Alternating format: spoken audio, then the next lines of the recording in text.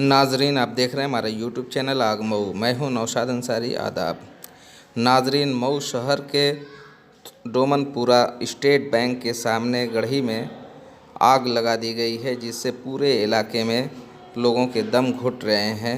यह इस तरीके का मामला बराबर यहाँ पे होता रहता है, क्योंकि यहाँ पे नगर पालिका के ज़रिए भी कूड़ा गिराया जाता है और मुकामी लोग भी कूड़ा गिराते हैं।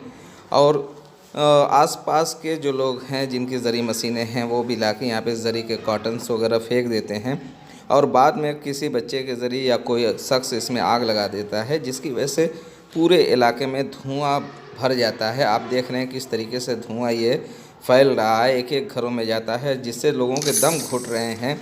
जहां एक तरफ ONGT की गाइडलाइंस है कि शहर के अंदर किसी तरीके का कूड़ा न फेंका जाए, तो वहीं दूसरे जानिब नगर पालिका भी इस बात पे बज़िद है कि कूड़ा अगर फेंका जाएगा तो यहीं फेंका जाएगा, कहीं और नहीं फेंका जाएगा, जिसकी वजह से लोग काफ़ी परेशान हो चुके हैं। और आज देखिए, अभी बिल्कुल एकदम ताज़ी खबर आपके सामने पेश कर रहे हैं किस तरीके से आग फैलती जा रही है।